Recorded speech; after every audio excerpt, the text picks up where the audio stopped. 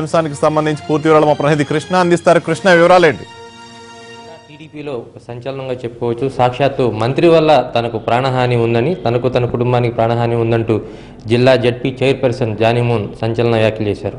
అయితే ఏ విషయంలో వీళ్ళిద్దరి మధ్య వివాదం వచ్చింది, ప్రస్తుతం జిల్లాలో ఇంత హాట్ టాపిక్గా మారడానికి తను చేసిన వ్యాఖ్యలు ఏంటి, ఎందువల్ల ప్రాణహాని ఉందనేది జానీమూన్ ఉన్నారు, ప్రస్తుతం తెలుసుకున్నాం. చెప్పండి, ఏంటి మంత్రి వల్ల మీ కుటుంబానికి ప్రాణహాని ఉందంటూ మీరు కామెంట్లు చేస్తున్నారు, ఏంటి, దేనివల్ల?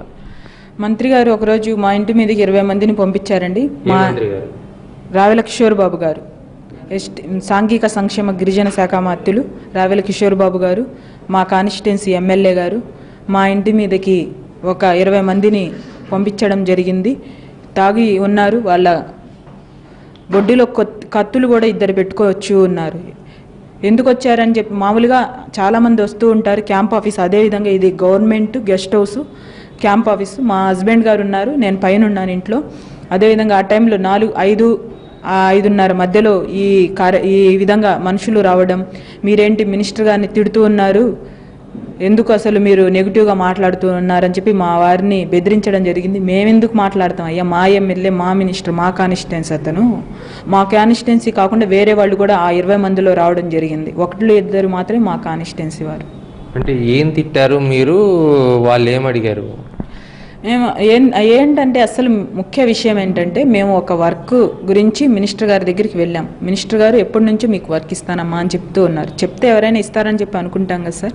ఆ విధంగానే నేను మా వారు ఈ ఇఫ్తియారీ, గవర్నమెంట్ ఇఫ్తియారీ మొన్న రంజాన్కి సీఎం గారు వెళ్ళిన తర్వాత మేము డైరెక్ట్గా మా రావెల కిషోర్ బాబు గారు ఈ ఏఎన్యూ ముందల ఆపోజిట్కి అక్కడ ఉంటూ ఉన్నారు గెస్ట్ హౌస్లో, అక్కడికి వెళ్ళి ఉన్నాం. ఈ విధంగానే చైర్ సార్ ఉన్నారు, మేమిద్దరం ఉన్నాం. ఒక అతను కూడా ఎవరో ఉన్నారు. అప్పుడు ఆ టైంలో మేము వెళ్ళి వర్క్ ఇవ్వండి సార్ అని చెప్పి, వర్క్ ఈ విధంగా ఒక అతనికి టెండర్ వచ్చింది సార్, నేను మా వారు కూడా ఒక అతను చేసుకుంటారని చెప్పాము. ఓకే, మీరు అప్రోచ్ అయిన పద్ధతి నాకు నచ్చలేదని చెప్పారు. అదేంటి సార్, మేమేం చేసామంటే, నువ్వు మంచిదానేనమ్మా, మీ ఆయన మంచోడు కాదన్నారు. అది వైఫ్ అండ్ హస్బెండ్ అంటారా, ఇద్దరు ఒకటే కదండి, వేరు ఉండదు కదా. అదేంటి సార్ అంటే, మీకు ఈ వర్క్ ఇవ్వను కానీ వేరేది ఇస్తాను, మీ ఆయన నన్ను తిట్టాడంట, మీకు రాజకీయ భవిష్యత్తు లేకుండా చేస్తాను. మీరేం చేస్తారు, లోకేష్ అన్న దగ్గరికి, చంద్రబాబు గారి దగ్గరికి వెళ్ళేది ఏం చేయలేరు మీరు, మీకు నేను ఏ విధంగా చేస్తానో చూడండి, మీరే మీ అంతు తేలుస్తా అని చెప్పి మీరు వెళ్ళండి ఇంకా అన్నారు. ఇంకా వెళ్ళండి అనగానే మేము ఇంకొచ్చేసాం, మేమేం మాట్లాడలేదు ఆ రోజు. కేవలం అంటే కామెంట్లు చేశారు, అంత చూస్తానంటూ కామెంట్లు చేసిందన్నా ఇంకేమన్నా ప్రత్యక్షంగా మీ మీద దాడి చేయించే ప్రయత్నం చేశారు? 20 మందిని పంపించడం ఒకటి జరిగిందండి. అదేవిధంగా రుణ ఉపశమన పత్రాల గురించి మా మండలంలో మేము తిరుగుతూ ఉన్నాం. గార్లపాడు వెళ్ళి తర్వాత గరికపాడు వెళ్ళాలి. ఆ మధ్యలో పెదనందిపాడు ఎంపీపీ గారు పిలిచారని చెప్పి నేను కట్రపాడు వెళ్ళి తర్వాత వెళ్దాం అనుకునే టైంలో 1/2 గంటలోనే ఒక 4గురిని నా వెహికల్ మీద రాళ్ళు వేయించడానికి నుంచోబెట్టారమ్మా అని చెప్పి ఆ లోకల్ వాళ్ళు మాకు కాల్ చేయడం జరిగింది. కాల్ చేసిన వెంటనే మా హస్బెండ్ గుంటూరులో ఉన్నారు, నాకు కాల్ చేశారు, ఈ విధంగా ఉన్నారంట, వెళ్ళొద్దులే ఎందుకు, మళ్ళీ వేసిన తర్వాత మళ్ళీ ఏం చేయలేము కదా అని చెప్పి అంటే, నేను ఇంకా ఒక బీసీ మైనార్టీ మహిళలని కూడా చూడకుండా నా వెహికల్ మీద ఈ విధంగా రాళ్ళు వేయించడానికి కూడా ప్రయత్నించారు. మీరు మొదటి నుంచి చెప్తా ఉన్నారు, మీకు టీడీపీలో మంచి స్థానం ఇచ్చారు, తర్వాత మొత్తంగా నన్ను బాగా ప్రోత్సహించారని చెప్తున్నారు. మరి ఈరోజు అంటే ఒక చిన్న కామెంటో లేదంటే మీ ఇద్దరి మధ్య ఉన్నటువంటి ఆధిపత్య పోరు వల్ల మీరు ఈ స్థాయిలో బయటకు వచ్చి అంటే నాకు ప్రాణహాని ఉందని చెప్తున్నారు. నిజంగా ఆ స్థాయి ప్రాణహాని మీకు ఉందా, లేదంటే మీరు ముందుగా భయపడుతున్నారా? 20 మందిని పంపించారండి, పంపించి బెదిరించారు. అదేవిధంగా రేపు పొడిచి వెళ్ళిన తర్వాత ఎవరు ఏం చేయలేరు, మీరు ఏం చేయలేరు.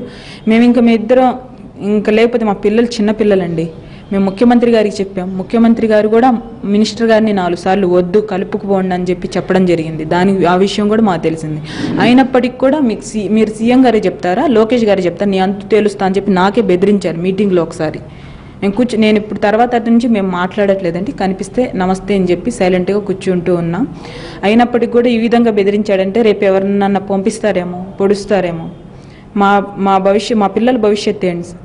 మీకు మండలంలో అంటే ఆధిపత్య పోరుంది, దానివల్లే ఎలాంటి కామెంట్లు చేస్తున్నారని మంత్రి అనుచరులు చెప్తా ఉన్నారు. అంటే బయట ఇప్పుడు కూడా ప్రచారం జరుగుతుంది అంటే మీ హస్బెండ్ కానీ మిగతా మీ అనుచరులు కానీ పనులకు సంబంధించి కానీ వాటాలకు సంబంధించి కానీ కార్యకర్తలను కూడా ఇబ్బంది పెడుతున్నారని బయట ప్రచారం జరుగుతుంది. ఎంతవరకు వాస్తవం? మీరు ఎప్పుడైనా కనుక్కోండి, ఎవరినైనా కనుక్కోండి, ప్రతి ఒక్క అందరినీ కనుక్కోండి. మెయిన్ నాయకుల్ని కూడా కనుక్కోండి. మేము చాలామందికి వర్క్స్ ఇచ్చాము. ఎటువంటి దాంట్లో ఎక్కడ నాకు ఒక వర్గం అనేది నేను ఎప్పుడు కూడా ఊహించలేదు, ఎప్పుడు లేరు కూడా. నేను అందరినీ కలుపుకుపోతూ ఉంటాను. కాకపోతే కొందరిని దూరం చేసిన మెయిన్ సూత్రధారులు ఎవరంటే మా మినిస్టర్ గారే ఒక వర్గాన్ని తయారు చేశారు. మా మీద రెచ్చగొట్టడానికి, మేము వచ్చినప్పుడు న్యూసెన్స్గా ఏదన్నా మాట్లాడడానికి, మేము ఏదన్నా చెప్తూ ఉంటే దానికి ఏదో ఒకటి పుకార్లు పెట్టడానికి కానివ్వండి, ఈ విధంగా రాళ్ళు వేయించడానికి కొంతమందిని మినిస్టర్ గారే పెట్టడం అనేది మేము గమనించాం. మొత్తంగా జిల్లాలో అయితే ఒక సంచలనంగా చెప్పుకోవచ్చు. ఎందుకంటే ఒక వర్క్కి సంబంధించినటువంటి విషయంలో మంత్రికి జడ్పీ చైర్పర్సన్ జానీ మూన్కు వచ్చినటువంటి వివాదం చిలికి గాలివానలాగా మారుతుంది. ప్రస్తుతం మంత్రి అనుచరుల వల్ల, మంత్రి వల్ల తనకు ప్రాణహాని ఉందని చెప్పడం జరుగుతుంది. అదేవిధంగా గతంలో ముఖ్యమంత్రికి అలాగే లోకేష్కి ఇతర నేతలకు కూడా చెప్పడం జరిగిందని, కానీ తాను ఇప్పుడు మీడియాకు వచ్చి చెప్పడానికి ప్రధాన కారణం పార్టీ కన్నా మాకు ప్రాణాలే ఇంపార్టెంట్ అనే విషయం కూడా చెప్తా ఉన్నారు. ఏ పదవిలో కొనసాగాలన్నా ముందు ప్రాణాలతో బతికుండాలి కదా అన్నటువంటి ఆందోళన వ్యక్తం చేస్తున్న పరిస్థితి. పోలీసులు కూడా ఇప్పటికే సమాచారం ఇచ్చానని చెప్తున్న జానీ మూన్ ప్రస్తుతం భవిష్యత్తులో రాజకీయాల్లో కొనసాగుతారా లేదా రాజకీయాల నుంచి విరమించుకుంటారనేది కూడా ప్రశ్నార్థకంగా మారింది.